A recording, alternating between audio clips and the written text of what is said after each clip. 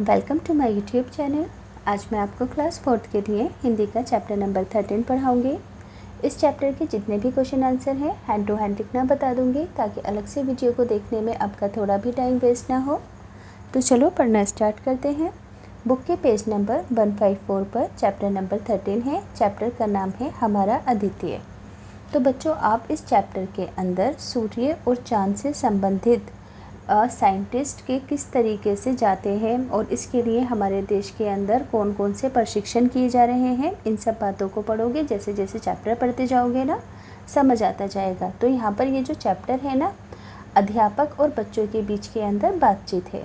तो देखो, जैसे ही अध्यापक कक्षा में आते हैं तो सभी विद्यार्थी उन्हें सुप्रभात कहते हैं। सुप्रभात अध्यापक जी।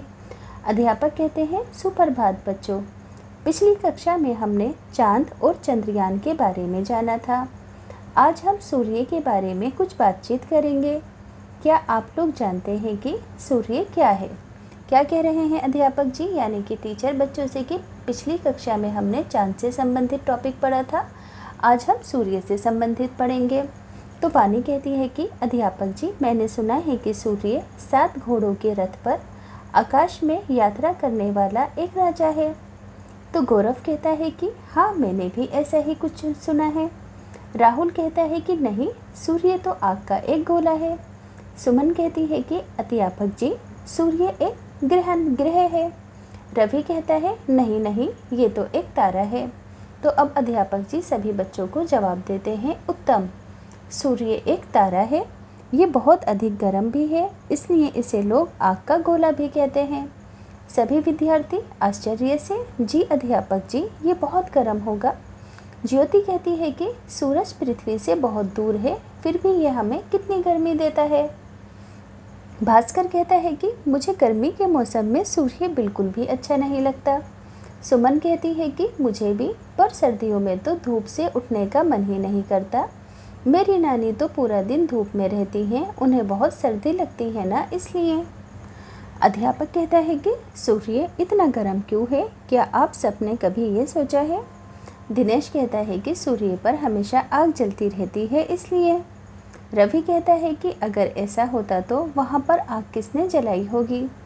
धरा कहती है कि आप दोनों ठीक नहीं सोच रहे हैं। सूर्य पर गर्मी आग के जलने से नहीं होती, बल्कि सूर्य ऐसी गैसों से बना है जो बहुत गर्म होती हैं। मुझे मेरी मौसी ने एक बार बताया था।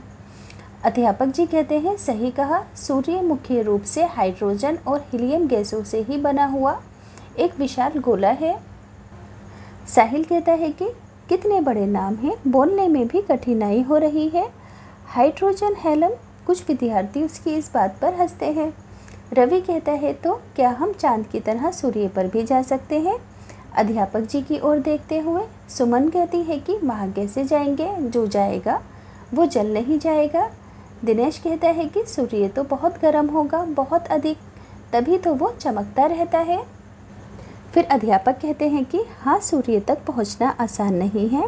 वे चंद्रमा की तरह हमारी पृथ्वी के पास नहीं बल्कि बहुत दूर है।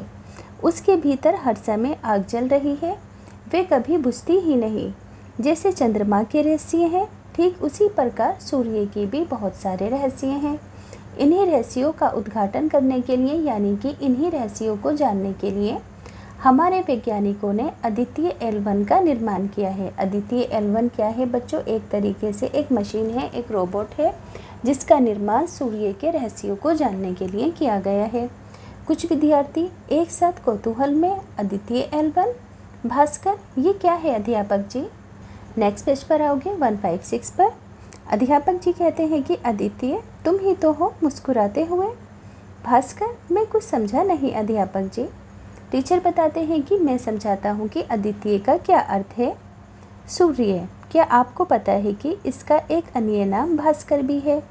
इसी तरह इस कक्षा में 2 और अद्वितीय हैं। क्या आप लोग बता सकते हैं कि मैं किन की बात कर रहा हूँ? राहुल जी, दिनेश और रवि। अध्यापक ने कहा कि बहुत अच्छा, क्योंकि सूरज को दिनेश और रवि भी कहते हैं। आइए आज हम लोग अद्वितीय L1 से मिलते हैं। अध्यापक जी अद्वितीय L1 के बारे में बच्चों को बताना स्टार्ट करते हैं। वानी कहती है कि अध्यापक जी, क्या ये चंद्रयान के प्रकार का तो नहीं है? अध्यापक कहते हैं हाँ हाँ, आदित्य L1 चंद्रयान के प्रकार का ही, चंद्रयान की तरह ही एक यान है।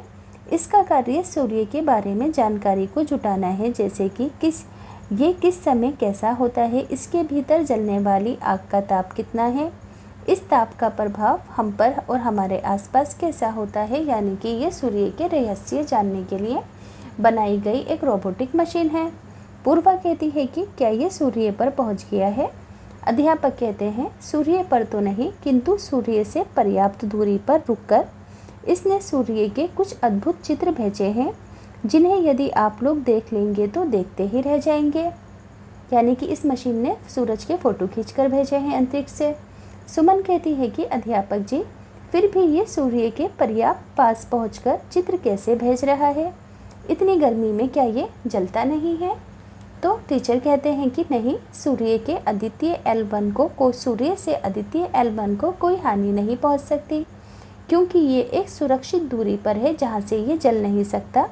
वे अपने स्थान से समय पर इसके विभिन्न चित्र यानी कि सूरज के विभिन्न चित्र लेता रहता है। भास्कर कहता है कि ये तो एक अन्य प्रकार का यंत्र है जो अपने को जलने भी नहीं दे रहा और इतने गर्म सूर्य के चित्र भी ले रहा है।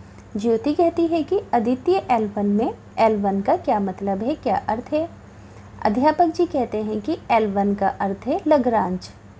सभी अध्यापक जी, लग्रांज क्या होता है। तो टीचर बताते हैं कि L1 अर्थात लग्रांज एक बिंदु अंतरिक्ष का एक विशिष्ट स्थान होता है, यानी कि एक ऐसी जगह है जो सूर्य और पृथ्वी के केंद्रों को जोड़ने वाली रेखा पर होता है, यानी कि एक ख़ास पॉइंट है। लग्रांज किस पॉइंट पर है, जो सूर्य और पृथ्वी के केंद्रों को जोड़ने की रेखा होती है। इस बिंदु पर सूर्य और पृथ्वी की आकर्षण शक्तियाँ इस प्रकार संतुलित रहती है कि इस स्थान पर प्रशिक्षित कोई भी वस्तु पृथ्वी के साथ ही सूर्य की परिक्रमा करती रहती है ना। पृथ्वी के साथ साथ सूरज की परिक्रमा कोई भी वस्तु इस तरह करेगी जैसे कि पृथ्वी सूरज के चारों ओर घूमती है ना, इसी तरीके से ये वस्तु भी सूर्य के चारों ओर इसी तरीके से घूमेगी जिस तरीके से पृथ्वी सूर्य के चारों ओर घूमती है। तो इसी पॉइंट को लग्रांज कहते हैं। अब दीपक कहता है कि अध्यापक जी, ये तो आपने बहुत रोचक बात बताई, परंतु इस लग्रांज शब्द का क्या अर्थ है। टीचर कहते हैं कि वास्तव में लग्रांज 18वीं सदी में इटली का एक गणितज्ञ था, उनका नाम लग्रांज था, जिसने इस विशिष्ट बिंदु की खोज की थी। इसलिए इस बिंदु को उसके नाम से ही जाना जाता है। इसलिए 5 बिंदुओं को L1, L2, L3 और L4, L5 के नाम से जाना जाता है। सुमन कहती है कि अच्छा, अब मैं समझ गई कि क्यों आदित्य के नाम के अंत में L1 लगाया गया है, पर यह अंतरिक्ष यान अंतरिक्ष में कब भेजा गया था। टीचर कहते हैं कि आदित्य L1 का प्रक्षेपण 2 सितंबर 2023 को हमारे देश के अंतरिक्ष अनुसंधान संगठन यानी कि इसरो से किया गया था। इसरो क्या है बच्चों, हमारे देश का अंतरिक्ष अनुसंधान संगठन है।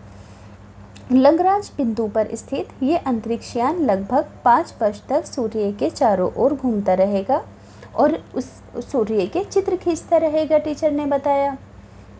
दीपक कहता है कि बहुत अच्छा अध्यापक जी, इतनी मनोरंजक बातें सुनकर मुझे बहुत कौतूहल यानी कि जिज्ञासा हो रही है। आदित्य L1 जो चित्र खींचते हैं वे बहुत अच्छे होंगे, मैंने आज तक सूर्य का चित्र नहीं देखा। अन्य विद्यार्थी कहते हैं कि हमने भी नहीं देखा। रफत कहती है कि चांद देखा है, पृथ्वी का देखा है, चंद्रयान का देखा है, अपने बचपन का चित्र देखा है, पर सूरज का मैंने कभी नहीं देखा।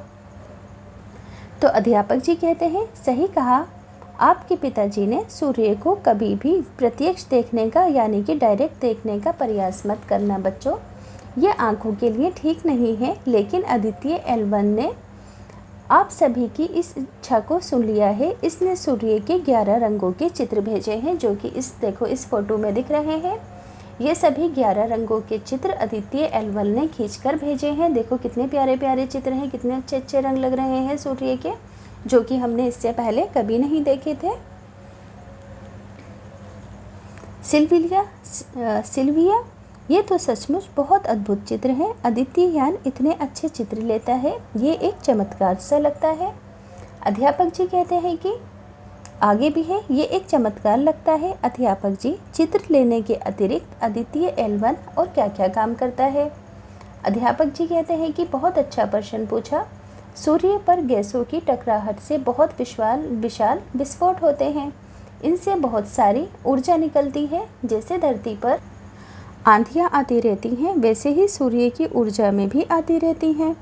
सूर्य पर आने वाली आंधियों और उससे पृथ्वी पर पड़ने वाले प्रभावों के विषय में अद्वितीय L1 अपने उपकरणों के जरिए हमें जानकारी देता है कि सूरज से धरती पर क्या क्या प्रभाव पड़ रहा है। कुछ विद्यार्थी, ये तो सचमुच बहुत अच्छा यंत्र है। दीपक कहता है कि अध्यापक जी, मुझे तो ये सब अद्भुत बातें जानकर बहुत आनंद आ रहा है। मैं तो बड़ा होकर अंतरिक्ष वैज्ञानिक बनूंगा और दूर दूर के तारों के विषय में पढ़ूंगा और वहाँ अंतरिक्ष यान भेजूंगा। सुमन कहती है कि अध्यापक जी, मैं भी बड़ी होकर अंतरिक्ष वैज्ञानिक बनूंगी। अन्य विद्यार्थी कहते हैं कि हाँ, हम भी ऐसा ही अंतरिक्ष यान बनाएंगे। अध्यापक जी कहते हैं कि आप सब लोग बड़े मेधावी हैं, यानी कि बहुत ज़्यादा दृढ़ निश्चय वाले हैं। आप बहुत अच्छे वैज्ञानिक बनेंगे, मुझे पूरा विश्वास है। पर बच्चों, अपने अंतरिक्ष यान में मुझे ले जाना मत भूलना, अध्यापक जी अंत में बच्चों से कहते हैं। अब देखो, इस चैप्टर के क्वेश्चन आंसर हैं। पहला क्वेश्चन है कि आपने आकाश में अनेक तारे देखे होंगे। ऐसा कौन सा तारा है जो हमें सुबह सुबह जगाने का काम करता है? हमें इस तारे से कौन कौन से लाभ होते हैं? तो फर्स्ट का आंसर लिखोगे कि सूरज वे तारा है जो हमें सुबह सुबह जगाने का काम करता है। ये हमें गर्मी और रोशनी देता है, जो कृषि और अन्य कार्यों के लिए आवश्यक है। तो बच्चों, hand to hand first question का फर्स्ट आंसर अपनी अपनी कॉपीज़ में लिख लो। सेकंड क्वेश्चन है कि भारत में मनाए जाने वाले ऐसे त्योहारों या मेलों के बारे में अपनी कक्षा में चर्चा कीजिए जिनका संबंध सूर्य अथवा चंद्रमा से है। तो देखो, सेकंड क्वेश्चन है, भारत में सूर्य और चंद्रमा से संबंधित कई त्यौहार मनाए जाते हैं, जैसे कि मकर संक्रांति। इस त्यौहार में सूर्य का मकर राशि में प्रवेश होता है। छठ पूजा, इसमें लोग उगते और डूबते सूर्य को आतिथ्य देते हैं। करवा चौथ में विवाहित महिला अपने पति की लंबी उम्र के लिए व्रत रखती हैं और चंद्रमा को देखकर व्रत खोलती हैं। थर्ड क्वेश्चन है कि अपनी कक्षा 3 की पाठ्य पुस्तक वीणा भाग 1 में चंद्रयान पर आपने एक पाठ पढ़ा है। अपने सहपाठियों को चंद्रयान के बारे में कुछ याद करके बताएं। तो थर्ड आंसर लिखोगे कि हाँ, हमने वीणा में चंद्रयान के बारे में पढ़ा था। चंद्रयान भारत का चंद्रमा पर भेजा गया यान है। चंद्रयान भारतीय अंतरिक्ष अनुसंधान संगठन इसरो का एक महत्वपूर्ण मिशन है। इसका उद्देश्य चंद्रमा के विभिन्न रहस्यों का पता लगाकर उसका अध्ययन करना है। यह अंतरिक्ष मिशन की एक श्रृंखला है जिसमें चंद्रयान 1, चंद्रयान 2 तथा चंद्रयान 3 शामिल हैं। चौथा क्वेश्चन है कि चंद्रयान 3 की सफलता के बाद सूर्य का अध्ययन करने वाला यान अद्वितीय L1 के विषय में आपने जो कुछ भी सुना, पढ़ा या देखा है उसके बारे में बताएं। तो देखो, चौथे क्वेश्चन का आंसर है कि अद्वितीय L1 इसरो का पहला सौर मिशन है। इसका उद्देश्य विभिन्न सौर गतिविधियों और अंतरिक्ष मौसम पर उसके प्रभाव को समझकर अध्ययन करना है। पेज नंबर 161 पर आएंगे। नीचे दिए गए चित्र को ध्यान से देखिए और बताइए कि इसमें क्या दिखाया गया है। तो का आंसर होगा, यह इंद्रधनुष का चित्र है जो बादल और सूरज की रोशनी से बनता है। इसमें रंगों का सुंदर संयोजन है। खा क्वेश्चन है कि क्या आपने इसे कभी देखा है? इसमें कितने रंग होते हैं? अपनी लेखन पुस्तिका में उन रंगों का नाम क्रम से लिखिए। तो हाँ, मैंने इंद्रधनुष को कई बार देखा है। ये बारिश के बाद सूर्य की रोशनी से बनता है। इसमें 7 रंग होते हैं, लाल, नारंगी, पीला, हरा, नीला और इंडिगो, और लास्ट में वायलेट। गा क्वेश्चन है कि आकाश में ऐसा कब और कैसे होता है? तो इंद्रधनुष तब बनता है जब बारिश होने से सूर्य निकलने पर उसकी किरणें इन बूंदों पर पड़ती हैं। बारिश की बूंदें 7 रंगों में बट जाती हैं या बांट देती हैं। ये 7 रंग आधे घेरे के आकार में इंद्रधनुष बनाते हैं। कैसे आधे घेरे के आकार में इंद्रधनुष बनाते हैं? अब देखो बच्चों, यहाँ पर ऑप्शनल क्वेश्चन आंसर है और कहा गया है कि जो ऑप्शन ठीक है उसके आगे सूर्य का चित्र बनाओ। और यहाँ पर यह भी कहा गया है कि देखो एक ऑप्शन से ज़्यादा ऑप्शन ठीक हो सकते हैं। जिससे कि पहला क्वेश्चन है कि सूरज मुख्य रूप से किन गैसों का एक विशाल गोला है, तो हाइड्रोजन और हीलियम का है। सेकंड है, राहुल के अनुसार सूर्य एक गोला है, आग का। अदिति L1 ने सूर्य के कितने रंगों के चित्र भेजे हैं, तो 11 रंगों के। नेक्स्ट क्वेश्चन है, अदिति L1 मिशन का कार्य कौन सी जानकारी जुटाना है, सूर्य किस समय कैसा होता है, सूर्य के भीतर जलने वाली आग का ताप कैसा है, सूर्य के ताप का प्रभाव कैसा होता है, तो तीनों ही ऑप्शन इसके ठीक हैं। अब नीचे क्वेश्चन आंसर है। पहला क्वेश्चन है का हमारे वैज्ञानिकों ने अदिति L1 का निर्माण क्यों किया, तो आंसर होगा हमारे वैज्ञानिकों ने अदिति L1 का निर्माण सूर्य के बारे में अधिक जानकारी प्राप्त करने के लिए किया। ये यान सूर्य के तापमान, इसकी गैसों और इसके प्रभावों का अध्ययन करेगा ताकि हम सूर्य के रहस्य को समझ सकें। सेकंड क्वेश्चन है कि अदिति L1 चंद्रयान के प्रकार का ही एक यान है, अध्यापक ने ऐसा अपने विद्यार्थियों से क्यों कहा, तो खा का आंसर होगा कि अध्यापक ने ये कहा क्योंकि अदिति L1 भी चंद्रयान की तरह एक अंतरिक्ष यान है जो एक खगोलीय पिंड यानी कि सूर्य की जानकारी एकत्रित करता है और चित्र भेजता है। एकत्रित लिखेंगे यहाँ पर, एकत्रित। गा है अदिति L1 में L1 क्या है और इसका अर्थ क्या है, तो L1 का अर्थ है लग्रांज एक बिंदु। ये बिंदु ऐसा स्थान है, ऐसी जगह है जहाँ अद्वितीय यान को प्रक्षिप्त किया गया है, यानी कि मतलब रुका हुआ है वो उस जगह पर। यहाँ से ये सूर्य के चारों ओर घूमकर उसके चित्र खींचता है। अगला क्वेश्चन है कि अध्यापक जी मैंने सुना है कि सूर्य 7 घोड़ों के रथ पर आकाश में यात्रा करने वाला एक राजा है।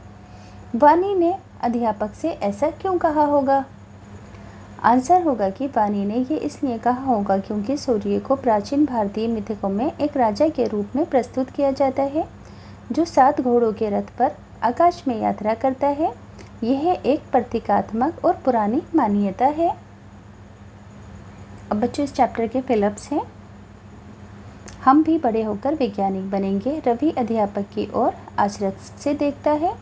अदिति L1 ने सूर्य के कुछ अद्भुत चित्र भेजे हैं, उन्हें यदि आप लोग देखेंगे तो देखते ही रह जाएंगे। आगे है, भारत के ओडिशा के पुरी ज़िले में सूर्य देवता का एक बहुत सुंदर मंदिर बना हुआ है। अध्यापक ने भास्कर से कहा कि इस कक्षा में 2 और अदिति हैं। अब बच्चों यहाँ पर कहा गया है कि सूर्य को और किन किन नामों से पुकारते हैं, जैसे कि प्रभाकर, भास्कर, दिवाकर, भानु, सूर्य, दिनेश, रवि। अब बच्चों पेज नंबर 164 पर आएंगे। यहाँ पर बोला गया है कि कल्पना कीजिए कि आप वैज्ञानिक बन गए हैं, आपको सूर्य के रहस्य जानने के लिए भेजा जा रहा है। तो पहला क्वेश्चन है कि सूर्य की गर्मी से बचने के लिए आप किस तरह की व्यवस्था करेंगे, तो आंसर होगा कि सूर्य की गर्मी से बचने के लिए थर्मल इंसुलेटिंग सूट पहनूंगा ताकि सूर्य की गर्मी से सुरक्षित रह सकूं। इसके अलावा मैं सुरक्षित दूरी और यंत्रों का इस्तेमाल करूंगा। सेकंड क्वेश्चन है कि सूर्य से जुड़े कौन से रहस्यों को खोजने का प्रयास करेंगे। मैं सूर्य की आंतरिक संरचना, उसके तापमान, सूर्य के विस्फोट और सूर्य की ऊर्जा का पृथ्वी पर पड़ने वाले प्रभावों के बारे में जानकारी जुटाने का प्रयास करूंगी। तो देखो दोनों ही क्वेश्चन के दोनों ही आंसर आपको दिख रहे हैं।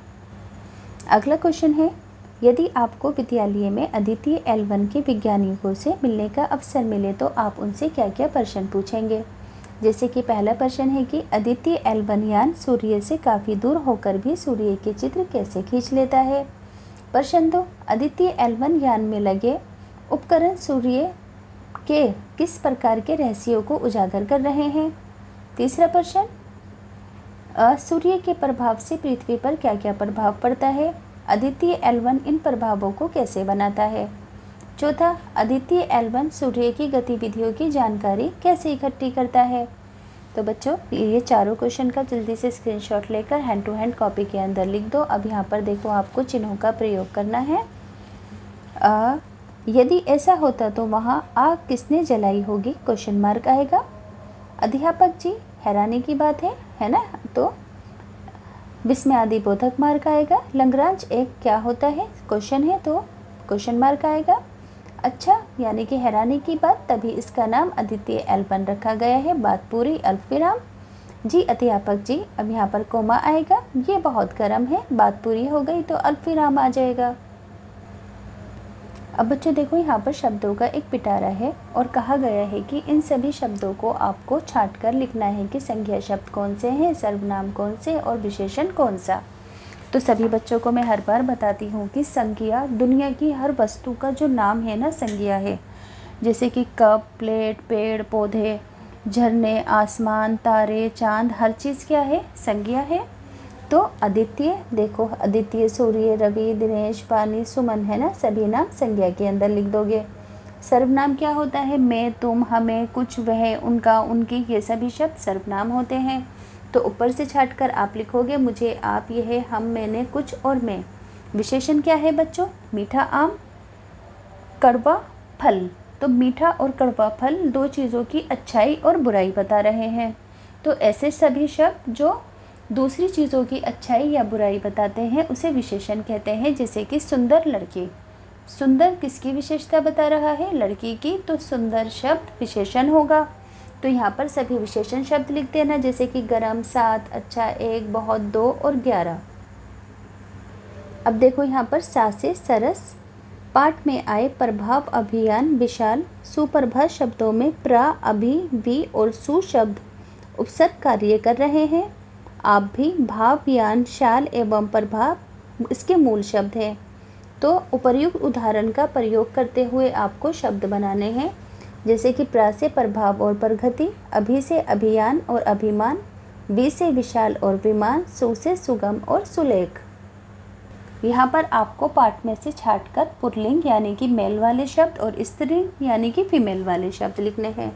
तो सूर्य और छात्रा, छात्र पुल्लिंग है, चांदनी और पृथ्वी स्त्रीलिंग है। नीचे दिए गए शब्दों के विपरीत अर्थ वाले शब्द आपको वर्ग पहली में लिखने हैं। जैसे कि अंधकार, पास, कम, नया और छोटा। तो यहाँ पर आप लिख देंगे बहुत का कम। वाक्य होगा ये दाल कम मात्रा में है, पुराने का नया। तो अद्वितीय एक वन एक नया अंतरिक्ष यान है।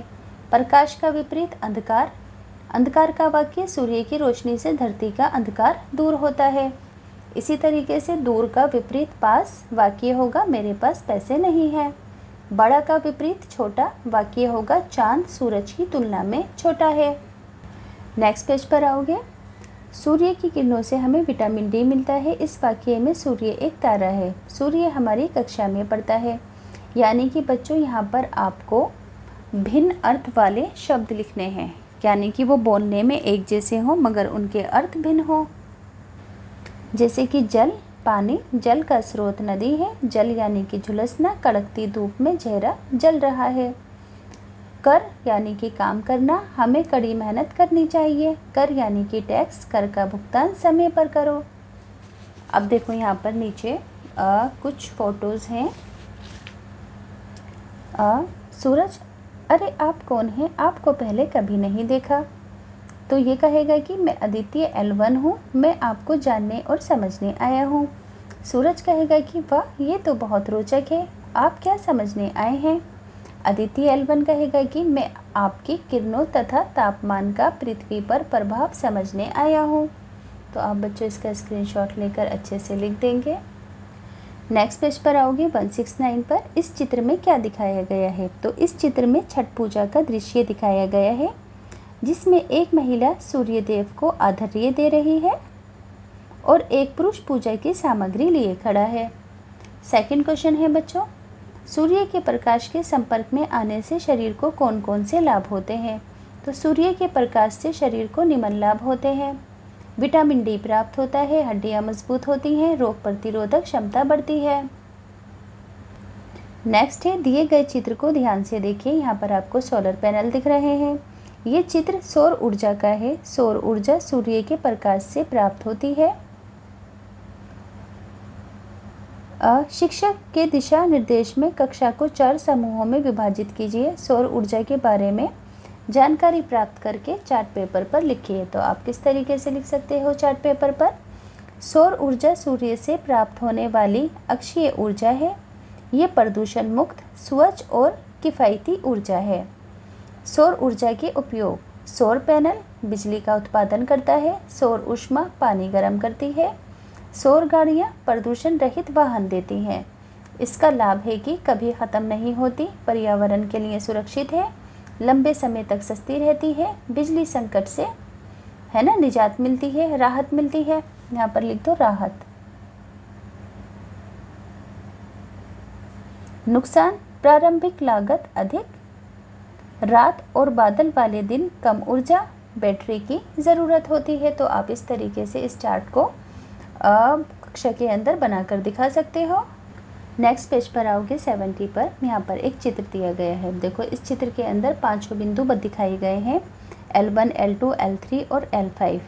अब देखो सूरज के सामने हमारी पृथ्वी है ना, और यहाँ पर L1 है, यानी कि आदित्य L1 है यहाँ पर, और इधर की साइड L2 पॉइंट है ना। तो पृथ्वी और सूर्य के बीच इस वाली लाइन के ऊपर L1 रुका हुआ है और इस जगह से ये सूरज के फ़ोटो खींचता रहता है। तो अब इस फिगर के अकॉर्डिंग 2 क्वेश्चन के आंसर देने हैं कि इस चित्र में 5 लग्रांज बिंदु दिखाए गए हैं। आपके विचार से हमारे वैज्ञानिकों ने अद्वितीय यान की स्थापना के लिए L1 बिंदु को ही क्यों चुना होगा? तो क्यों चुना होगा उन्होंने? आप लिखोगे कि चित्र के आधार पर पृथ्वी की कक्षा पर L1 और L2 लग्रांज बिंदु स्थित हैं, जैसे कि मैंने अभी आपको दिखाए थे। बीच में पृथ्वी है। L1 सूर्य और पृथ्वी के बीच होता है, जबकि L2 पृथ्वी से दूर सूर्य के विपरीत दिशा में होता है। इन दोनों को पृथ्वी की कक्षा पर स्थित माना जाता है। फिर आगे थोड़ा सा आंसर और लिखोगे कि अद्वितीय L1 यान को L1 बिंदु पर स्थापित किया गया है क्योंकि इस बिंदु पर सूर्य और पृथ्वी की आकर्षण शक्तियाँ संतुलित होती हैं। इसका मतलब ये है कि अद्वितीय L1 यान इस बिंदु पर स्थिर रहेगा और सूर्य के चारों ओर पृथ्वी के साथ घूमते हुए सूर्य के चित्र लेगा। अब देखो सेकंड क्वेश्चन है कि चित्र देखकर बताइए कि कौन से लग्रांज बिंदु पृथ्वी की कक्षा यानी कि ऑर्बिट पर है। तो अभी जो मैंने आंसर दिखाया था ना, बस इसी आंसर को अब आप आधा लिख देंगे कि चित्र के आधार पर पृथ्वी की कक्षा पर L1 और L2 लग्रांज बिंदु स्थित हैं। L1 सूर्य और पृथ्वी के बीच होता है, जबकि L2 पृथ्वी की दूसरी ओर सूर्य के विपरीत दिशा में स्थित है। इन दोनों को पृथ्वी की कक्षा पर स्थित माना गया है। आगे है विद्यालय के पुस्तकालय से सूर्य के विषय में और अधिक जानकारी प्राप्त कीजिए। तो आप लिखोगे कि सूर्य हमारे सौरमंडल का सबसे बड़ा तारा है। ये पृथ्वी से लगभग 15 करोड़ किलोमीटर दूर है। सूर्य से ही हमें गर्मी और रोशनी मिलती है, जिससे पेड़ पौधे भोजन बनाते हैं और जीवन संभव होता है। सूर्य में बहुत तेज़ गर्मी होती है। ये प्रकाश 8 मिनट 30 सेकंड तक पृथ्वी पर पहुंचता है। सूर्य गैसों से बना हुआ है, जिसमें हाइड्रोजन और हीलियम प्रमुख है। सेकंड क्वेश्चन है कि सूर्य ग्रहण क्यों लगता है? इस अवसर पर कहाँ कहाँ मेले लगते हैं? इस विषय में अपने विद्यालय से, पुस्तकालय, अभिभावकों और अन्य स्रोतों से आप जानकारी प्राप्त कर सकते हैं। तो आप आंसर लिखोगे कि जब चंद्रमा सूर्य और पृथ्वी के बीच में आ जाता है तो सूर्य का पूरा या कुछ हिस्सा ढक जाता है, तो इसे सूर्य ग्रहण कहा जाता है। सूर्य ग्रहण के समय कुछ देर के लिए दिन में अंधेरा हो जाता है। भारत में सूर्य ग्रहण के अवसर पर वाराणसी, कुरुक्षेत्र, उज्जैन, प्रयागराज जैसे धार्मिक स्थलों पर मेले लगते हैं। लोग गंगा या अन्य पवित्र नदियों में स्नान करते हैं और पूजा पाठ करते हैं। ठीक है बच्चों, सेकंड क्वेश्चन का भी आंसर बता दिया। दोनों क्वेश्चन एक साथ दिखा देती हूँ ताकि दोनों का आंसर स्क्रीनशॉट लेकर आप आसानी से लिख सको।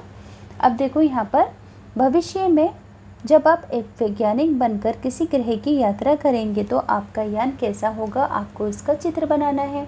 तो आप अपनी मर्ज़ी से अपने यान का चित्र बना सकते हो।